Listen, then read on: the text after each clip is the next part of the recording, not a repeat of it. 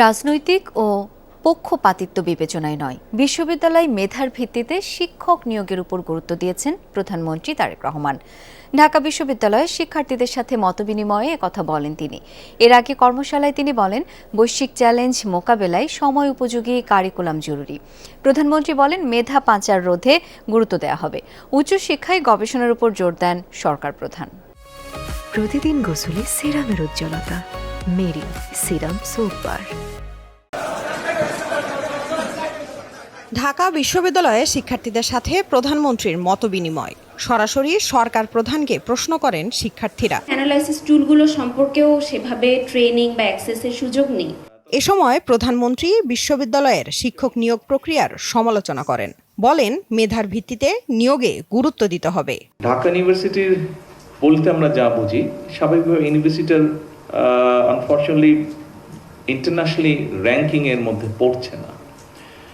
র্যাঙ্কিংয়ের মধ্যে না পড়ার বোধহয় অন্য একটা মূল কারণ হচ্ছে, যেভাবে আসলে টিচার নিয়োগ হওয়া উচিত ছিল, খুব সম্ভবত অতীতে সেভাবে হয়নি টিচার নিয়োগ। দূর থেকে আমি যেটা শুনেছি বা যতটুকু দেখেছি, পত্রপত্রিকা পড়েছি, এখানে পলিটিক্যাল বায়াসনেসটাকে বোধহয় বেশি প্রায়োরিটি দেওয়া হয়েছে।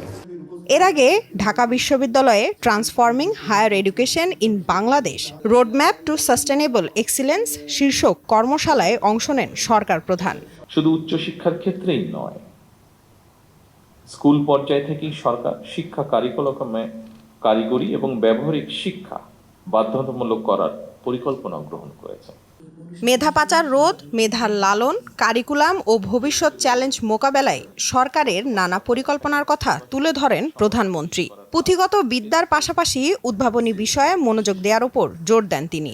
শুধু পুঁথিগত শিক্ষায় নয়, বিশ্ববিদ্যালয় গবেষণা এবং উদ্ভাবনের দিকে মনোযোগ না দিলে মনে হয় প্রতিযোগিতামূলক বিশ্বে আমাদের টিকে থাকা কিছুটা হলেও কষ্টসাধ্য হয়ে পড়বে। মেধা পাচার রোধ করে, মেধার বিকাশ, মেধা লালন করে আমরা ভবিষ্যৎ চ্যালেঞ্জ মোকাবেলা করতে চাই একসাথে। তারেক রহমান বলেন, দেশে শিক্ষিত বেকারের সংখ্যা বেশি।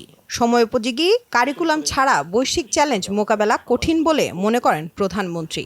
এজন্য ইন্টার্নশিপ সহ সরকারের নানান উদ্যোগের কথা তুলে ধরেন তিনি। প্রাথমিক সিলেবাস থেকে শুরু করে উচ্চতর পর্যায় পর্যন্ত আমাদের শিক্ষা কারিকুলামগুলো একটু নতুনভাবে সাজানো বোধহয় এখন সময়ের দাবি। এ সময় শিক্ষার্থীদের উদ্যোক্তা হওয়ার পরামর্শও দেন প্রধানমন্ত্রী। বলেন, জনগণের কাছে দায়বদ্ধ সরকার নিরাপদ বাংলাদেশ বিনির্মাণে কাজ করতে চায়। শিক্ষার্থী থাকা অবস্থায় কর্মদক্ষতা অর্জনের ফলে এমনও হতে পারে একজন শিক্ষার্থী চাকরির জন্য অপেক্ষা না করে নিজেই একজন উদ্যোক্তা হিসাবে বরং আরো কয়েকজনের কর্মসংস্থানের ব্যবস্থা করতে সক্ষম হবে। লামিয়া তিথি, যমুনা নিউজ, ঢাকা।